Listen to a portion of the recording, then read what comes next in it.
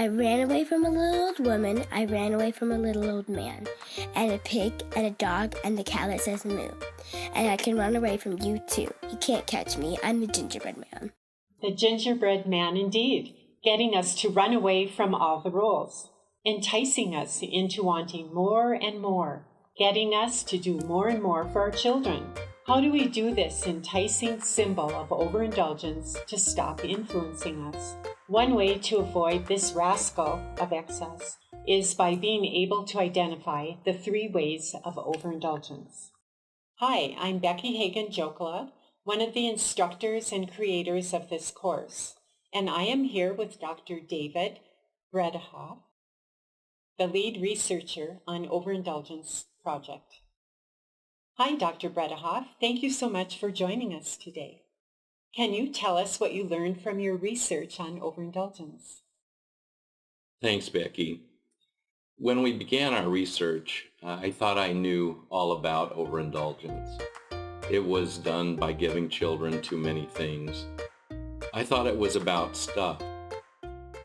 Instead, what we heard from adults who were overindulged as children were things like, when I was growing up, my parents did things for me that I could or should do for myself. My parents did not expect me to do chores. I was allowed to have any clothes I wanted. My parents gave me lots of toys. My parents gave me too much freedom. I was surprised to learn in that first piece of research, and later confirmed in further studies, that there are really 3 kinds of childhood overindulgence.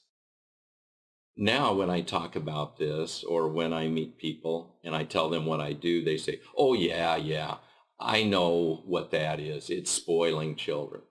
And I say, that's probably part of it, but there's more to it than that. Really, you can overindulge children in 3 different ways. The first way, the way people recognize the most easily, we call too much. It's about giving children too many things, activities, toys, sports, camps, screen time, etc.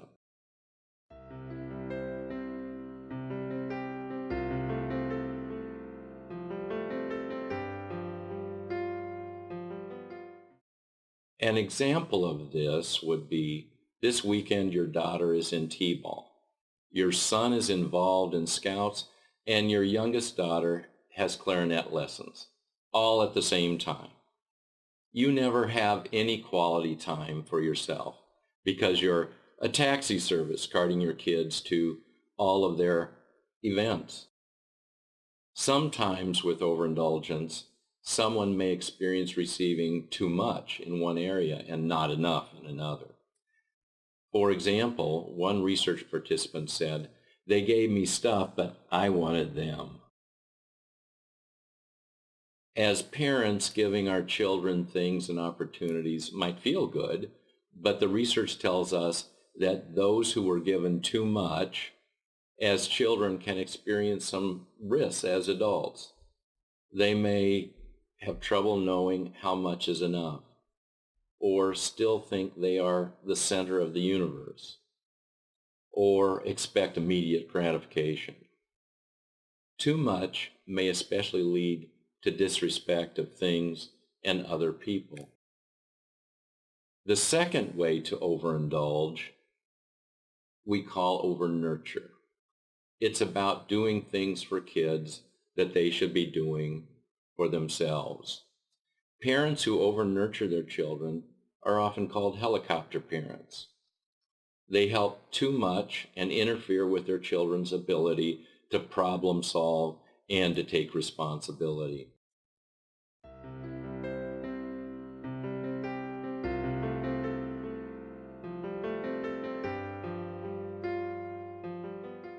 For example, your 4-year-old should be able to tie her own shoes, but doesn't know how because you do it all of the time for her. Besides, it is faster and better that way. Or your son, a senior in high school, has not begun to look for a job, let alone apply. So you fill out all of the applications and send them off for him. In our first study on overindulgence, we asked 720 adults to fill out an extensive 24-page survey. The type of overindulgence that stood out was overnurture. Study participants said they liked having their parents doing things for them when they were children, but when they became adults, they were really angry with their parents because they didn't learn many life skills they had not learned as children and they needed as adults. The unfortunate outcomes of being overnurtured as a child that show up in adults are confusing wants and needs, a high sense of entitlement, and trained helplessness, not knowing how to do things most people know. We call the third way of overindulgence soft structure. It's about not setting or enforcing rules or having low expectations. It's also about not asking your children to do chores around the house and not expecting them to learn everyday life skills.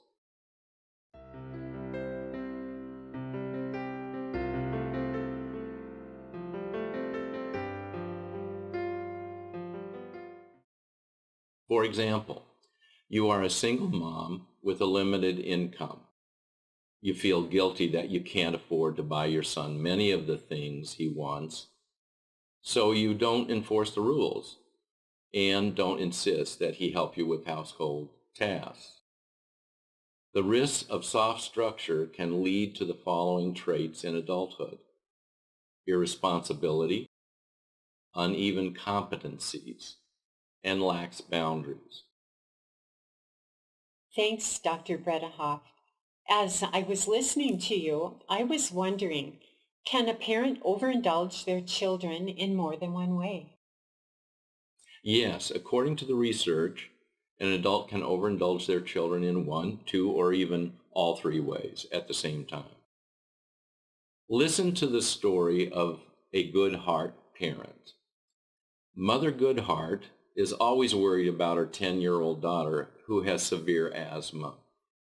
Mom hovers and won't allow her daughter to pick out her own clothes and is always quizzing her about things like what she wants to eat for breakfast or whether she has brushed her teeth. Mom also won't let her daughter take the bus to school, even though she wants to take the bus with her friends. However, when Mom hovers, she doesn't provide enough structure. For example, Mom doesn't set rules about screen time, and so is very frustrated because her daughter is always on her smartphone. She brings it to the dinner table and even keeps it nearby during swimming lessons. Thanks, Dave. It sounds like the first part of the story, Mother Goodhart is doing things for her 10-year-old daughter that she should be doing for herself. So that would be overnurture. The no rules around screen time, well, that is soft structure. Remember, all parents overindulge their children from time to time, but too much overindulgence is a problem. Still, you can change the way you do things as long as you take things one at a time.